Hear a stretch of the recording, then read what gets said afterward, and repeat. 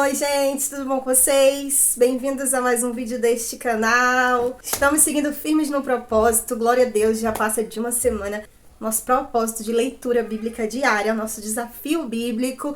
E quem está participando está sendo beneficiado por Deus, está sendo animado, fortalecido, renovando suas forças, sua fé. Então vamos lá, né? Se inscreve no canal se você não for inscrito, deixa o seu like, já compartilha aí, comenta, tá bom? Estamos lendo o livro de Mateus, né? Evangelho de Jesus, segundo Mateus, e hoje é o capítulo 8. Os capítulos anteriores, nós vimos que Jesus sentou, ensinou como que a gente deve orar, amar, o que a gente deve fazer. E agora é hora de que, novamente, Jesus começou a operar maravilhas, né? Milagres, curas. E esse capítulo tá recheado de curas. Gente, coisa linda. Logo no início já começa aqui, nos primeiros versículos, a cura de um leproso. Ora, descendo ele do monte, grandes multidões o seguiram. Ele parou de ensinar, foi andando e as multidões continuaram. Ou seja, mesmo o ensinamento de Jesus tendo sido duro, forte, mas as pessoas continuaram, porque Jesus ensinava com amor e ensinava com autoridade. E eis que um leproso, tendo se aproximado, adorou, dizendo: Senhor, se quiseres, pode purificar-me. E Jesus, estendendo a mão, tocou-lhe, dizendo: Quero, seja limpo. E imediatamente ele ficou limpo da sua lepra. Disse então Jesus: Olha, não digas a ninguém, mas vai mostrar-te ao sacerdote e fazer a oferta que Moisés ordenou para servir de testemunho ao povo. Já começa mostrando o que para nós, logo no início desse capítulo. Que Jesus, ele está disposto a tirar a impureza do ser humano, porque a lepra, ela não era considerada como qualquer outra doença. Existiam muitas enfermidades, como hoje ainda existe, mas para os judeus a lepra era diferente, porque era considerada uma impureza, era considerada um sinal de maldição na vida daquela pessoa. Ela era vista como impura e amaldiçoada e era totalmente afastada de tudo e de todos, da sua convivência. Porque também, além de ter essa questão da maldição, era uma doença muito contagiosa. Então a pessoa era realmente excluída. E Jesus curando leprosos, quando ele disse eu quero, quando ele mostra a sua vontade de curar o leproso, ele mostra para nós o desejo que Deus tem de trazer de volta os excluídos para o convívio, de dar nova chance, nova oportunidade. O Senhor Jesus, ele nos mostra que tem sim solução para aqueles que estão afastados, excluídos, muitas vezes até amaldiçoados, né? Todos já colocaram lá para escanteio, mas Jesus diz: eu quero um renovo na vida dessa pessoa. E quando ele falou assim também, se tu queres, se colocou na posição assim de humildade diante do Senhor, reconhecendo a soberania do mestre, reconhecendo que se ele poderia fazer o que ele quisesse com o poder dele, e ele creu. Após a cura desse leproso, tem a cura do criado de um centurião, a partir do versículo 5. Tendo Jesus entrado em Cafarnaum, apresentou-se-lhe um centurião: Senhor, meu criado jaz em casa, de cama, paralítico, sofrendo horrivelmente. E Jesus lhe disse: eu irei curá-lo.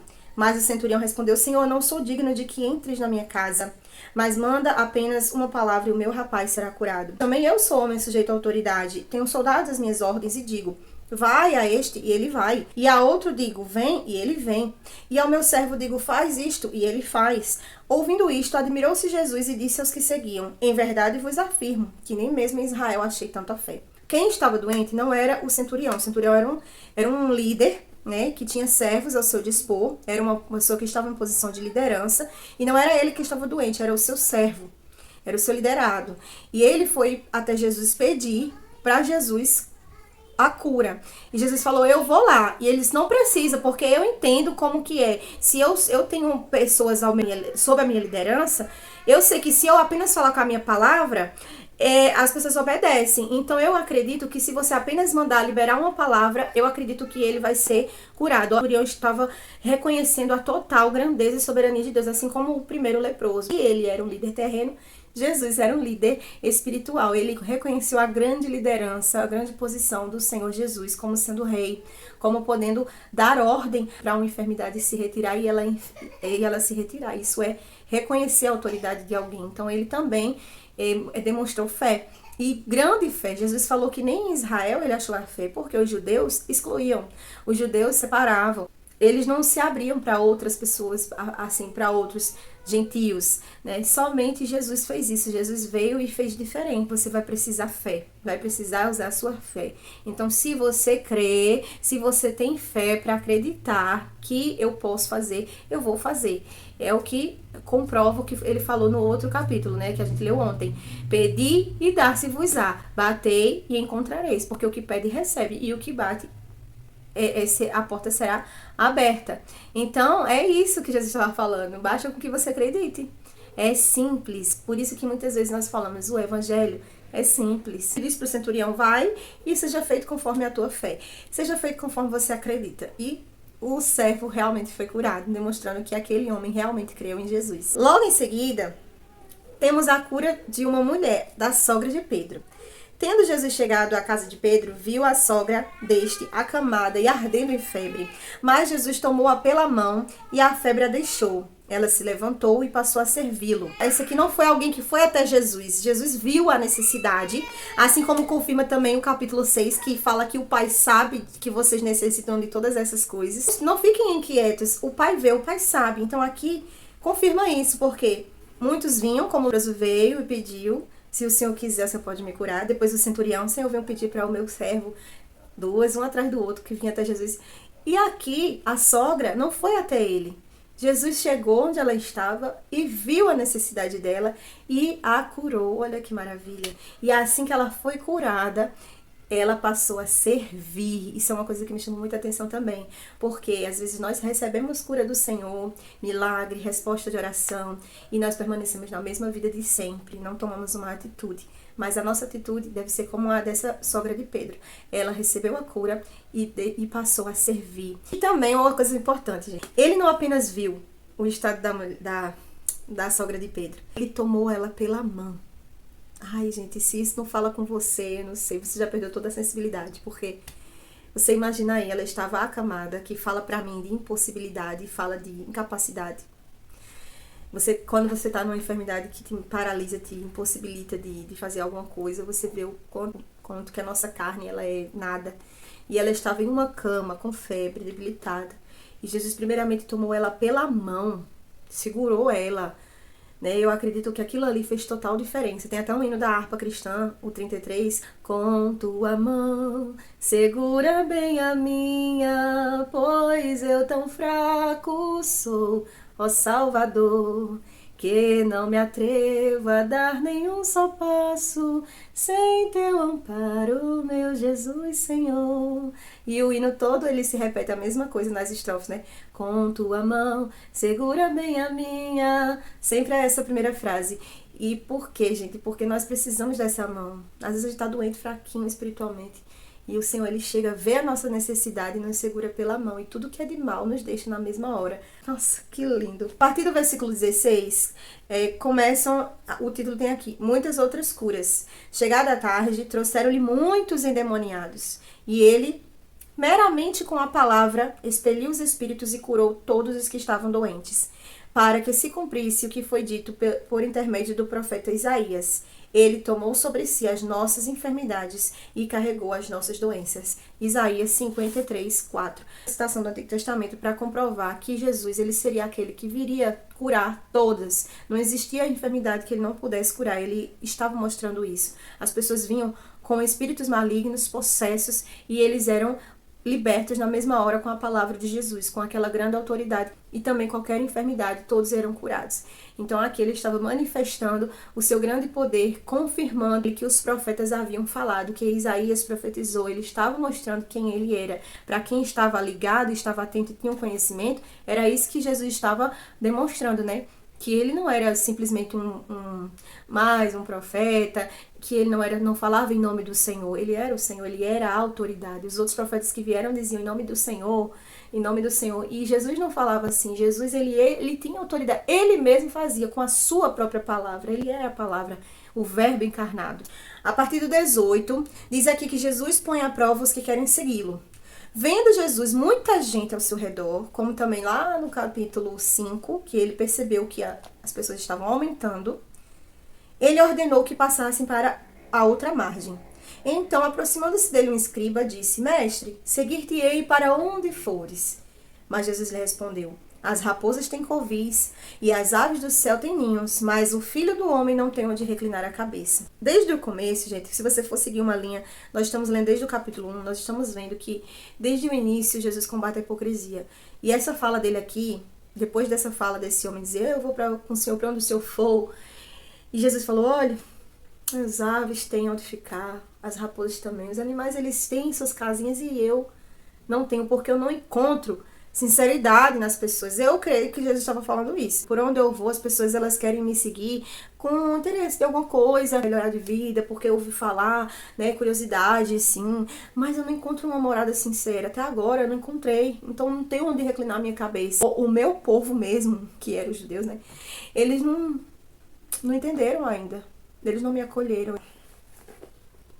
E outros discípulos disse: Senhor, permite-me primeiro ir sepultar meu pai? E Jesus lhe disse: segue-me e deixa os mortos sepultar os seus próprios mortos. Essa passagem também é muito conhecida, né? Muitas pessoas citam isso, eu acredito que você já tenha escutado, que nós, quando resolvemos seguir a Jesus, nós não devemos ficar com o coração preso em sentimento daqui da terra, em sentimento de, primeiramente eu vou fazer isso, eu vou resolver isso para depois eu seguir a Jesus. Tem muitas pessoas que ouvem a palavra de Deus e a gente pergunta assim: você quer entregar sua vida para Jesus? Agora, faça uma confissão com a sua boca, dizer: eu entrego minha vida a Jesus. E a pessoa não quer, porque ela diz assim: não, é porque eu tô meio assim, né, com meu pai, com minha mãe, tenho que me reconciliar com algumas pessoas, é porque eu tenho que ainda resolver uma coisa assim, eu não me sinto preparado. Quantas vezes a gente já ouviu isso? E a gente já falou isso também, eu já falei isso, já fui essa pessoa. Mas aqui Jesus nos ensina que deixa isso. Você segue-me, venha, toma atitude, se levante, venha assim, do jeito que você tá, eu que vou te transformar. Jesus nos diz: quem transforma sou eu. Você não tem que resolver as coisas primeiro que você tem aqui na terra, de sentimento, de família, para depois, agora eu tô preparado, vou para Jesus. Nunca você estará preparado. Por quê? Somos pecadores, somos falhos. Sempre vamos ter alguma coisa presa, sempre vamos ter alguma coisa assim para melhorar, para ser liberto. Então nós precisamos ir a Jesus, tomar a atitude de ir a Jesus. Como aquele leproso foi. A partir do versículo 23 é quando Jesus acalma a tempestade. Então, entrando ele no barco, seus discípulos o seguiram, e eis que sobreveio no mar uma grande tempestade, de sorte que o barco era varrido pelas ondas. E Jesus dormia. Mas os discípulos vieram acordá-lo, clamando: Senhor, salva-nos, perecemos. E perguntou-lhe então Jesus: por que sois tímidos, homens de pequena fé? E levantando-se, repreendeu os ventos e o mar, e fez-se grande bonança. E maravilharam-se os homens, dizendo: quem é este que até o vento e o mar lhe obedecem? Aqui ele faz uma pergunta, e essa pergunta diz tímidos, né? Algumas traduções diz: por que temeis? Porque essa timidez aqui é uma timidez de medo. Esse capítulo fala de fé. Você precisa crer para ser curado, para viver o sobrenatural de Deus, para confiar, para descansar. Você precisa ter fé. Porque se você não tiver fé, você vai ficar como esses homens aqui paralisados, né? Que eles diziam: perecemos, vamos perecer. Quando você se entrega à situação, diz: não tenho força, não consigo, não vai dar, vou morrer aqui nessa tempestade. E o Senhor diz: por que vocês estão assim? Isso é falta de fé. Isso que você está tendo é falta de fé. Porque a fé, ela nos impulsiona a crer, ela nos impulsiona a sair daquela situação, a olhar para frente, a ter esperança em Jesus. Se aqueles discípulos estivessem com a fé igual a do centurião, que falou que Jesus não precisava nem chegar na casa dele para o servo ser curado, eles jamais iriam dizer que eles iriam perecer. Como é que eles iriam perecer se Jesus que mandou eles irem? Então, muitas vezes, Jesus manda a gente fazer alguma coisa e quando a gente tá lá pelo nosso medo, pelo nosso próprio medo, pela nossa própria covardia, nós dizemos: e agora eu vou morrer, não vou aguentar, não vou suportar. E Jesus não foi Jesus que te mandou? Por isso que ele disse lá para Josué, quando Josué foi ficar no lugar de Moisés: seja forte e corajoso. Porque é assim que Jesus opera, quando a gente vence nossos medos, nossa pequenez e coloca toda a nossa confiança nele. E também ele demonstra a soberania de Deus, do Criador do Universo. Jesus nos mostra que ele faz parte da grande trindade, Pai, Filho e Espírito Santo, que estava na criação do mundo. Quando tudo foi criado pela palavra, Jesus era aquele que estava lá, e ele aqui em carne, ele mostra que ele é essa autoridade, porque os ventos e o mar são criação dele, portanto, lhe obedecem, assim como todas as outras coisas também. E Logo em seguida também vem outra coisa confirmando isso, que é a cura dos endemoniados gadarenos. Tendo eles chegado à outra margem, à terra dos gadarenos, vieram-lhe ao encontro 2 endemoniados, saindo dentre os sepulcros, a tal ponto furiosos que ninguém podia passar por aquele caminho. Ou seja, os endemoniados, eles eram muito agressivos, né? E ninguém ousava passar por lá. E eis que eles gritaram: que temos nós contigo, ó Filho de Deus? Vieste aqui atormentar-nos antes do tempo? Ora, andava pastando não longe deles uma grande manada de porcos. Então os demônios lhe rogavam: se nos expeles, manda-nos para a manada de porcos. Pois ide, ordenou Jesus, e eles saindo passaram para os porcos. E eis que toda a manada se precipitou despenhadeira abaixo para dentro do mar, e nas águas pereceram. Fugiram os porqueiros e, chegando à cidade, contaram essas coisas e o que aconteceram aos endemoniados. Então a cidade toda saiu para encontrar-se com Jesus, e vendo, rogaram que se retirasse da terra deles. Esse mesmo episódio de expulsão de demônios nessa região, e que os demônios foram para os porcos, esse mesmo episódio também é relatado por Marcos e Lucas. Só que lá nesses outros dois, é citado apenas um homem gadareno, ou endemoniado gadareno.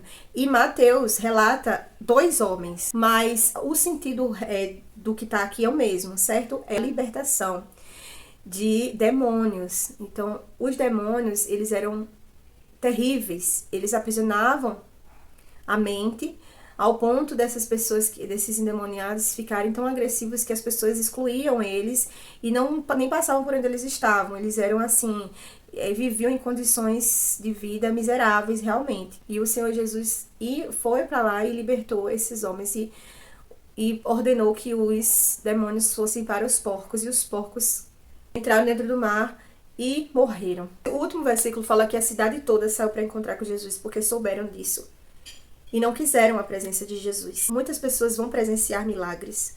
Muitas pessoas vão, sim, ver os feitos de Jesus. Vão ver o quão poderoso ele é e, mesmo assim, não vão querer Jesus. E isso é fato. Nem todos vão querer o Mestre. Nem todos vão acreditar. Nem todos vão aceitar.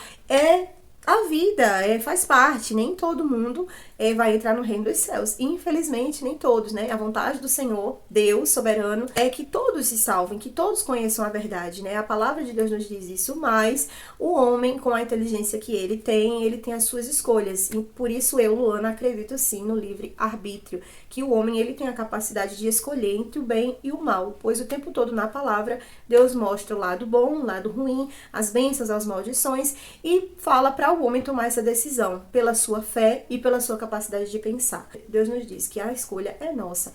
Nós devemos escolher qual caminho nós devemos seguir, o caminho de luz ou o caminho de trevas, o caminho da bênção, o caminho da maldição.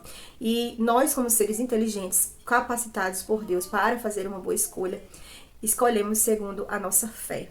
Vamos permanecer nesse propósito. Eu espero que vocês tenham gostado de mais um capítulo da Bíblia. Amanhã estaremos aqui novamente às 10 horas da noite. Todo dia os vídeos são postados às 10 horas da noite, tá bom? Você pode assistir qualquer horário, compartilhar aí. Amanhã voltamos com o capítulo 9. Um grande beijo e tchau!